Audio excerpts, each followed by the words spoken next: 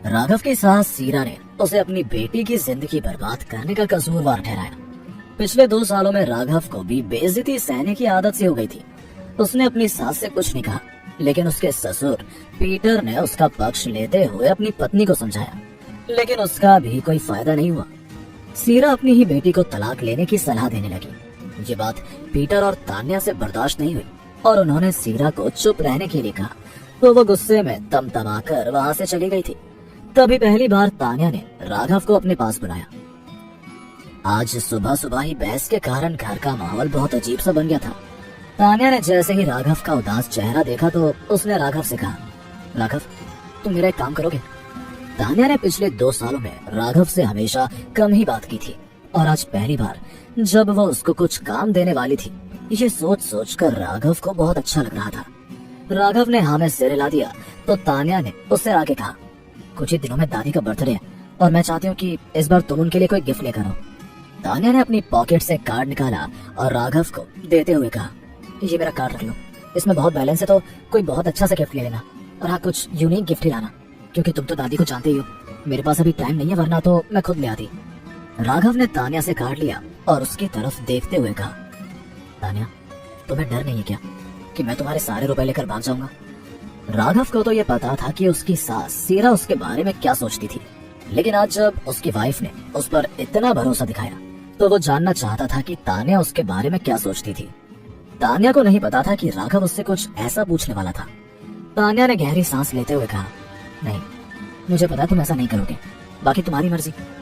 Tanya office के लिए ready होने अपने कमरे में जाने लगी और उसने मुड़कर राघव से कहा, बाहर जाओ तो संभल कर जाना, क्योंकि मॉरिस का कोई भरोसा नहीं है, वो अपना बदला लेने के लिए कुछ भी कर सकता है। राघव जैसे ही कुछ कहने वाला था कि तान्या ने अपने कमरे का दरवाजा बंद कर लिया। तान्या के मन में खुद के लिए फिक्र देखकर वो बहुत खुश हुआ। उसे लग रहा था कि उसकी वाइफ को उसकी चिंता है। उसने उस कार्ड को अपनी पॉकेट में रख लिया और बाहर जाकर अपनी स्कूटी स्टार्ट की। राघव अभी भी एक सिंपल सी स्कूटी चलाता था, लेकिन उसको इसमें कोई परेशानी नहीं थी, क्योंकि उसे इसके बहुत फायदे नजर आते थे, जैसे कि ट्रैफिक जैम में नहीं फंसना पड़ता था और ज्यादा मेंटेनेंस भी नहीं थी इसकी। आज राघव जब गिफ्ट लेने के लिए निकला था तो वो बहुत जिम्मेदारी महसूस करने लगा, क्योंकि उसकी वाइफ ने आज पहली बार उसे कुछ काम दिया था। उसे ये बहुत अच्छे से याद था कि उसे यूनिक गिफ्ट लेना होगा, क्योंकि तान्या की दादी कोई आम औरत नहीं थी और उसकी चॉइस बहुत ही अलग थी।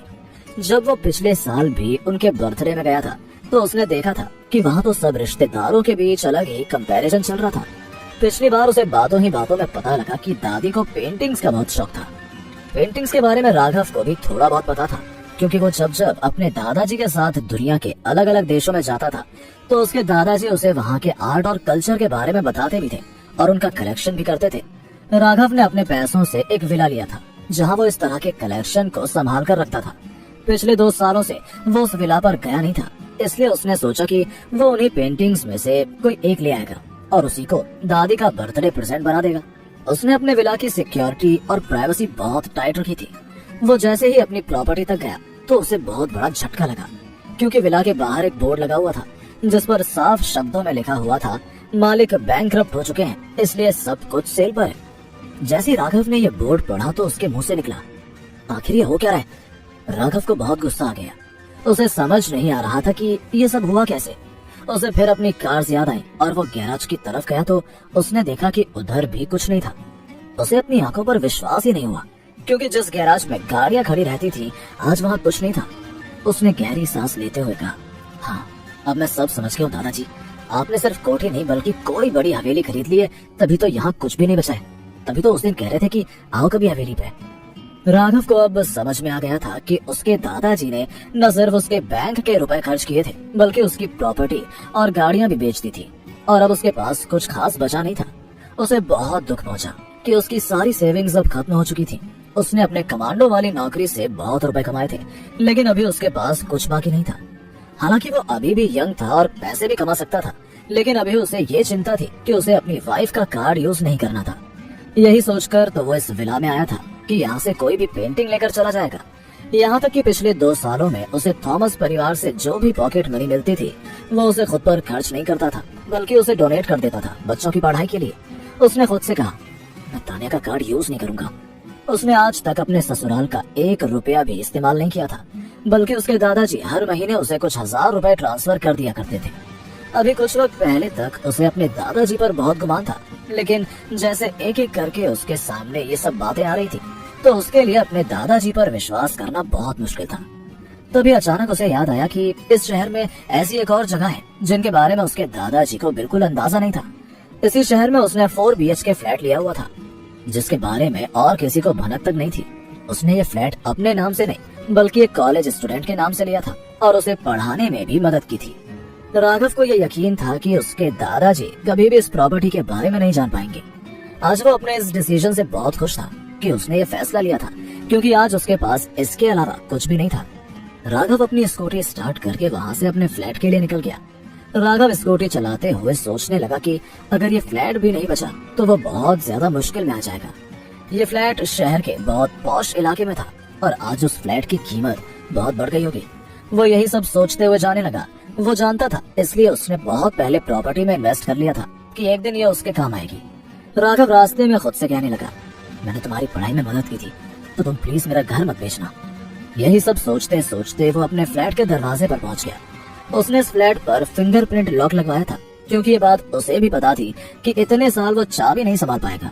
जैसे ही वो लॉक पर अपनी उंगली रखने वाला था कि उसे अंदर से एक आवाज सुनाई थी और उसने अपना हाथ पीछे कर लिया। स्यापा! ये सुनते ही उसने अपना हाथ पीछे किया तो किसी ने आकर दरवाजा खोला। दरवाजा खोलते ही एक प्यारी सी आवाज आई, कौन है? राघव ने अपने मन में कहा, थैंक गॉड, किसी लड़की को ही दिया था मैंने अपना घर। उस लड़की ने एक टक राघव को देखा और तभी अंदर से एक और लड़की बाहर आई। उसने राघव को पहचानते हुए कहा, आप राघव भैया हैं? ये लड़की 25 साल की लग रही थी और देखने में भी बहुत सुंदर थी। राघव उसे पहचानने की कोशिश कर ही रहा था कि वो राघव से बोली, भैया मुझे पता है कि एक दिन आप जरूर आओगे, इसलिए मैंने आपका फिंगरप्रिंट लॉक भी चेंज नहीं किया था। वो लड़की राघव को देखकर बहुत खुश हो गई और उसने सीधा राघव को गले लगा लिया। राघव को अब समझ आया कि जिस लड़की को वो अपना घर देकर गया था वो अब इतनी बड़ी हो चुकी थी। उसने हंसते हुए राघव से कहा, भैया ऐसा क्या देख रहे हो? मैं अब वो छोटी खुशी नहीं हूँ, अब मैं बड़ी हो गई हूँ। राघव ने खुशी को देखकर कहा, हाँ तभी तो मैं एकदम से तुम्हें पहचान ही नहीं पाया, क्योंकि अब वो छोटी लड़की बड़ी हो गई है और सुंदर भी।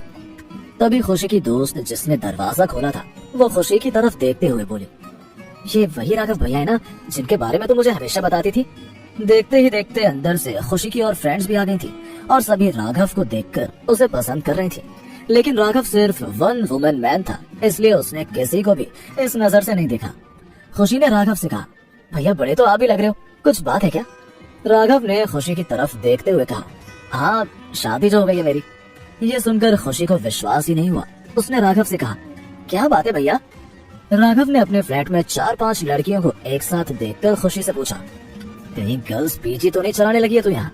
खुशी ने हंसते हुए जवाब दिया, नहीं भैया ऐसा कुछ नहीं है, मैं एक बिजनेस स्टार्ट कर रही हूँ छोटा सा, और ये जगह बहुत बड़ी थी तो मैंने सबको यही बुला लिया। राघव को खुशी के बिजनेस से कोई प्रॉब्लम नहीं थी और उसने खुशी को शाबाशी देते हुए कहा, ये तो बहुत अच्छी बात है खुशी, मैं अपना कुछ सामान लेने आया हूँ, मेरा फ्रीजर अभी भी मेरे रूम में ही है ना। खुशी इस फ्लैट में रहती जरूर थी, लेकिन उसने इतने सालों में राघव के सामान को बिल्कुल भी छेड़ा नहीं था। उसने एक चाबी राघव को देते हुए कहा, भैया आपका सारा खजाना आपके कमरे में ही है, आप आराम से देख लो। राघव ने चाबी ली और अपने स्टडी रूम में चला गया। जैसे ही वो अंदर गया तो उसने देखा कि आज भी यहाँ कुछ नहीं बदला।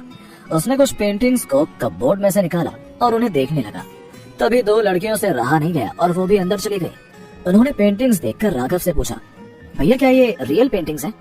राघव ने उन्हें जवाब देते हुए कहा, मुझे देखकर तो मैं लगता है कि मैं फेक कलेक्शन रखूंगा। इस तरह खुशी ने अपने सभी फ्रेंड्स से राघव को मिलवाया। राघव ने काफी देर सबसे बात की और उसके बाद वो जैसे ही एक पेंटिंग लेकर जाने के लिए तैयार होने लगा, तभी दरवाजे पर किसी ने जोर से दस्तक देते हुए कहा, ओए चिकनी दरवाजा खोल जल्दी। तभी सारी लड़कियां डर गईं और किसी एक ने कहा, लगता है वो लोग वापस आ गए हैं। आखिर दरवाजे पर कौन आया था जिससे सभी लड़कियां डर रही थी? क्या राघव दादाजी से विला को बेचने के पीछे का कारण पूछ पाएगा? क्या राघव दादी के बर्थडे के लिए कोई अच्छा गिफ्ट ले पाएगा? आगे क्या मोड़ लेगी ये कहानी और इन सभी की लाइफ में आगे क्या होने वाला है? क्या होंगे इन सभी सवालों के जवाब? कमेंट बॉक्स में कमेंट करके जरूर बताइएगा और आगे की कहानी जानने के लिए सुनते रहें राघव बन गया जेंटलमैन।